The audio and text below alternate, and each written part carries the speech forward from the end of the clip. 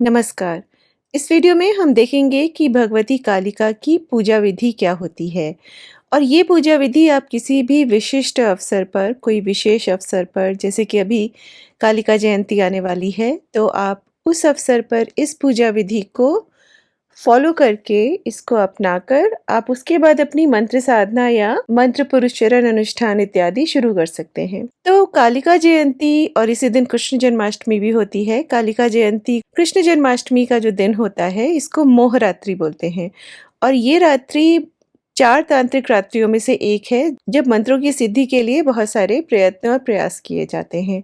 कहा जाता है कि इस दिन मंत्रों पे लगा हुआ कीलक हट जाता है, बहुत जल्दी मंत्र सिद्ध हो जाते हैं और मैं तो बोलूँगी कि भगवती कालिका और भगवान कृष्ण से संबंधित कई मंत्र हैं जिनका आप अनुष्ठान इन दिनों कर सकते हैं। रात की पूजा का बहुत महत्व होता है, रात में की गई मंत्र साधना का बहुत महत्व होता है, लेकिन कोई भी मंत्र साधना करने से पहले, कोई भी मंत्र अनुष्ठान करने से पहले विशेष अवसरों पर खासकर आपको देवी या देवता की पूजा करनी चाहिए पहले।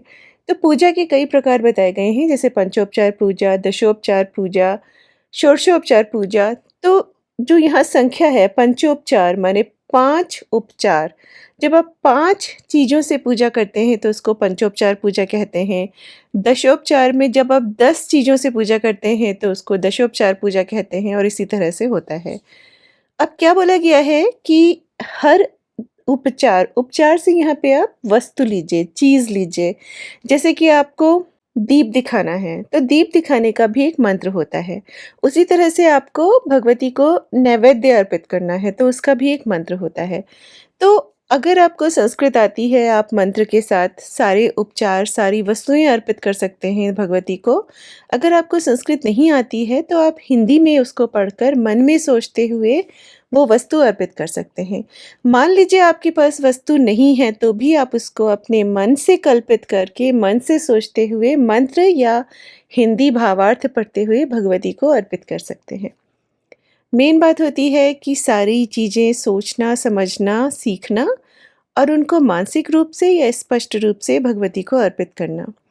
तो इस वीडियो में हम पूजा विधान के बारे में बात करेंगे, हम मंत्र साधना की बात नहीं करेंगे। भगवती काली और भगवान कृष्ण के बहुत से मंत्र हैं, बीज मंत्र हैं, बहुत शक्तिशाली मंत्र हैं, जिनकी साधना आराधना इस दिन की जाती है। लेकिन इस वीडियो में हम सिर्फ ये देखेंगे कि उनकी साधना आराधना शुरू करने से पहले आप किस तरह उनकी पूजा करें। तो यहाँ पे हमने कुछ 29-30 उपचारों से पूजा की है, क्योंकि विशिष्ट अवसर है कालिका जयंती, जन्माष्टमी, तो इसलिए आपको कोशिश करनी चाहिए कि आप थोड़ा विशेष पूजा करें। इस वीडियो में जितने भी स्लाइड्स में जो उपचार आपको बताए गए हैं, अगर आप उनको एक बार लिख कर, समझ कर, उस दिन जब पूजा करने बैठेंगे तो आप इनको मन में बोलकर या स्पष्ट बोलकर अर्पित भी कर देंगे भगवती को, तो ये अपने आप में एक बहुत अच्छी पूजा हो जाएगी आपकी। और इस पूजा के लिए सारे मंत्र दिए गए हैं, ध्यान मंत्र दिया गया है, उसका मैंने कोशिश किया है हिंदी में जितना भावार्थ, यहाँ पे शब्दार्थ नहीं बोलूँगी, भावार्थ है ज़्यादा ये। तो जितना भी भावार्थ मुझे समझ आया है, मैंने उसको लिख दिया है। अगर आप इन सब को मैं आपको सजेस्ट करूँगी कि आप इनको लिखिए, पढ़िए और फिर लिखिए। एक तरीका होता है किसी भी मंत्र को सिद्ध करने का या देवी-देवता से कनेक्ट होने का कि उनके मंत्रों को लिखना। लिख के भी बहुत से जिसको बोला जाता है रिपिटिशंस किए जाते हैं बार-बार, भगवान के नाम मंत्र को लिखना या उनके मंत्र को लिखना।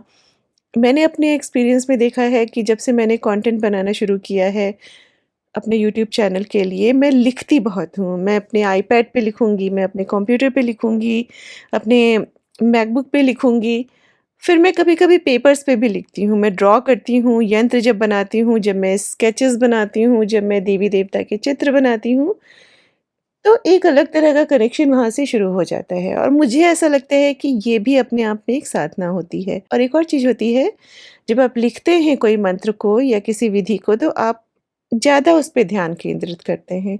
अगर आपको कहीं से कुछ मिल गया है, आप खाली उसको पढ़ रहे हैं, तो कई बार होता है आप बिना समझे वो चीज़ कर रहे हैं। लेकिन जब आप लिखते हैं, तो आपका ध्यान उस चीज़ पे ज़्यादा केंद्रित रहता है। तो इस वीडियो में मैं भगवती कालिका के बारे में ज़्यादा बात नहीं करूँगी, क्योंकि अगर मैं उनके बारे में बात करने लग गई तो फिर तो मैं बस कहाँ से कहाँ पहुँच जाऊँगी मुझे खुद नहीं पता। इस वीडियो को मैं बहुत टारगेटेड रखना चाहती हूँ कि ये सिर्फ़ उनकी पूजा का विधान है। आपको स्लाइड्स में सारे उपचार और उनसे संबंधित मंत्र मिल जाएँगे। जैसे सबसे पहले हम शुरू करेंगे कि भगवती कालिका का ध्यान मंत्र क्या होता है, पूजा करने से पहले ध्यान मंत्र क्या होता है। और उससे पहले आपको क्या करना है कि आपको नहा धो के, जैसे आप पूजा करने के लिए बैठते हैं, साफ-सुथरे कपड़े पहनकर अपने आसन पर बैठ जाइए। आपका पूजा घर साफ-सुथरा होना चाहिए, आपके पास सारी सामग्री होनी चाहिए। अगर आप यहाँ पे जितना भी दिया गया है, उन सबको देख के सामग्री इकट्ठा करके पहले से ही उसको अपने सामने रख लेंगे, तो बहुत अच्छी सी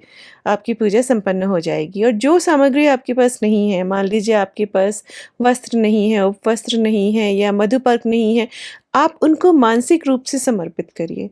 लेकिन पहले समझ लीजिए कि वो है क्या? क्या-क्या चीज़ें हम भगवती को समर्पित कर रहे हैं। फिर उसके बाद आसन पर बैठ जाइए और मैं बोलूँगी थोड़ा-सा प्राणायाम कर लीजिए। उसके बाद जो-जो कुछ आप करते हैं पहले आप उसको कर लीजिए। फिर भगवती की पूजा करने के लिए उनका विग्रह या पूजा यंत्र अपने सामने चौकी पर स्थापित कर लीजिए, या अगर पहले से आपके पास भगवती का विग्रह है या कोई उनका यंत्र है तो उसको सामने रख लीजिए और फिर ध्यान मंत्र लगाइए। ध्यान मंत्र आपको डिस्क्रिप्शन में मिल जाएगा, उसके हिंदी भावार्थ के साथ। फिर हम शुरू करेंगे आवाहन मंत्र से। सबसे पहले हम भगवती का आवाहन करेंगे और आवाहन मंत्र आप अपने स्क्रीन पे देख सकते हैं, उसका भावार्थ भी लिखा हुआ है। आवाहन करने के बाद आप दूसरे स्क्रीन पे जो मंत्र दिया गया है वो आसन मंत्र है। आसन मंत्र देने के लिए आप क्या करेंगे, पृथ्वी पर अथवा चौकी पर जल का निक्षेप करेंगे। जल का निक्षेप करने का मतलब होता है जल को हल्के से डालना या छिड़कना या अर्पण करना। तो इसका भाव होता है कि पृथ्वी या चौकी पर आप जल डालकर उस पर आसन स्थापित कर रहे हैं। यह जल आप सीधे नहीं उड़ेल देते हैं, बल्कि हल्का-हल्का, थोड़ा-थोड़ा, या कोई कुशा लेके या पुष्प लेके या कोई पत्ता लेके आप हल्का-हल्का उसको अर्पित करते हैं। या तो आप पृथ्वी पर डालिए या चौकी पर डालिए और इसके साथ फिर आप मंत्रोच्चारण करते हैं कि जिससे वो जो स्थान होता है वो शुद्ध और देवी देवता के बैठने के योग्य बन जाता है। आसन मंत्र के बाद आपका आता है पाद्य मंत्र, फिर पाद्य मंत्र के बाद अर्घ्य मंत्र, फिर आचमन, स्नान जल, पंचामृत स्नान, वस्त्र समर्पण, उपवस्त्र समर्पण, मधुपर्क, गंध, कुमकुम, आभूषण, सिंदूर, कज्जल, कज्जल माने काजल, सौभाग्य सूत्र, गंध द्रव्य, अक्षत, पुष्प, पुष्पमाला, बिल्वपत्र, धूप दीप, नैवेद्य, ऋतुफल, आचमन के लिए जल, अखंड ऋतुफल, तांबूल और उसके बाद दक्षिणा। कहते हैं दक्षिणा विहीन पूजा जो होती है वो सफल नहीं होती है, तो दक्षिणा भी रखिए भगवती के लिए कुछ। फिर नीराजन। नीराजन क्या होता है? नीराजन आरती को कहा जाता है। तो जब आप आरती कहते हैं उसको नीराजन कहते हैं और उसका भी मंत्र होता है जो आपको सामने स्क्रीन पे मिल जाएगा उसके भावार्थ के साथ। उसके बाद आपको प्रदक्षिणा करनी है। प्रदक्षिणा उसका भी एक मंत्र है और फिर प्रदक्षिणा करने के बाद आप भगवती को नमस्कार करेंगे जिसका नमस्कार मंत्र है, और उसके बाद फिर आप विसर्जन मंत्र करेंगे अगर आपको विसर्जन करना है भगवती का। और इसके बाद मैं आपको बोलूँगी कि आप एक बार क्षमा प्रार्थना भी कर लें। तो ये जो है ये एक छोटा-सा विधान है पूजा करने का भगवती का। अगर आपके पास कोई चीज़ नहीं है, आपके पास आभूषण नहीं है, आपके पास बिल्व पत्र नहीं है, तो आप उसको मानसिक रूप से भी भगवती को अर्पित कर सकते हैं। पर ये विशेष अवसरों के लिए एक विशेष पूजा विधि है जो मैं आप लोगों से शेयर करना चाहती थी। साधना जो होती है इसके बाद अगर आपका कोई मंत्र जप है, आपको मंत्र जप करना है तो आप मंत्र जप करना शुरू कर सकते हैं और इसके बाद आप स्तोत्र आदि का भी पाठ कर सकते हैं। तो भगवती कालिका के कुछ एक स्तोत्र हैं जो बताए गए हैं।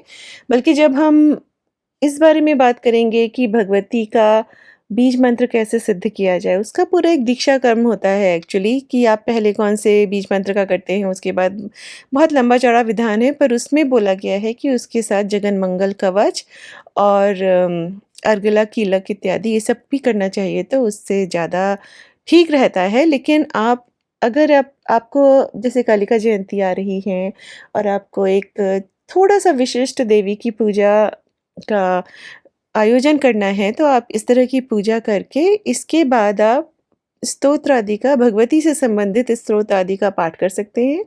आप भगवती की नामावली का पाठ कर सकते हैं, आप भगवती के किसी कवच का पाठ कर सकते हैं। मैं डिस्क्रिप्शन में जितना ज़्यादा इन्फॉर्मेशन ऐड कर सकती हूँ, मैं ऐड कर दूँगी। हो सकता है 1-2 दिन लगें, बट मैं वहाँ जाके आप किन-किन चीज़ों का पाठ या जप कर सकते हैं, इस बारे में थोड़ी जानकारी ऐड कर दूँगी। चलिए, मिलते हैं अगले वीडियो में। नमः चंडिकाय।